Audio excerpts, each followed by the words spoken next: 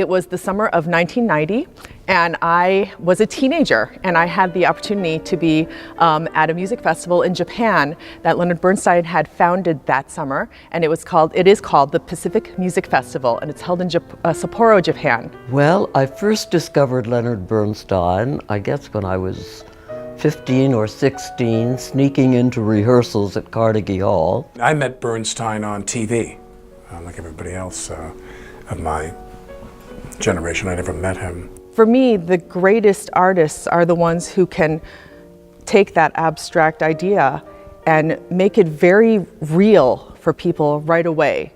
And I think Bernstein had that gift. If you're a swimmer, you swim better if you go against Mark Spitz or Michael Phelps.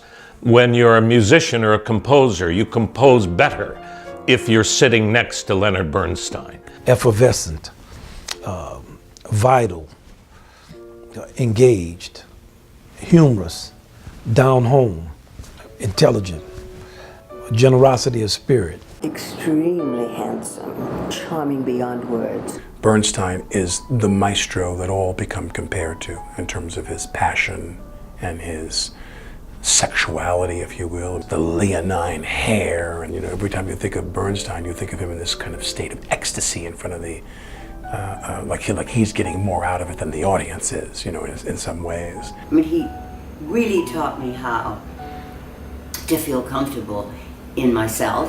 He was so generous of spirit, and I thought, if I ever get to the position in my life where I'm half as famous as Leonard Bernstein, I want to remember that this is how you continue to treat people.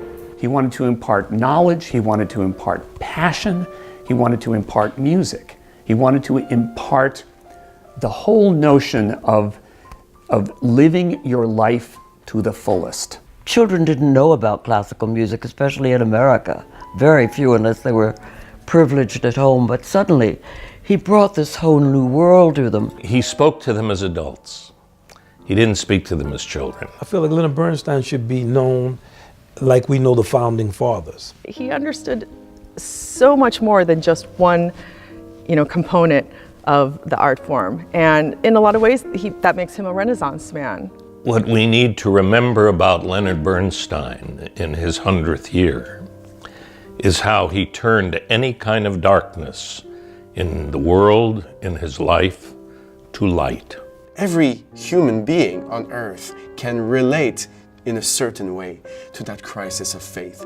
And so I think of him with a great deal of affection as a gay Jewish American artist and one of the people that we can point to with pride who made an immense contribution to the life of the world.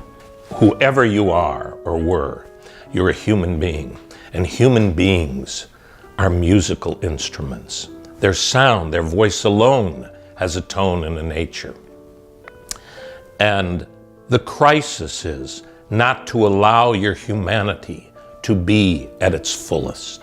Leonard Bernstein's greatest legacy is to show us that the greatest beauty in the world is to accept differences. I'm not the only one who misses him.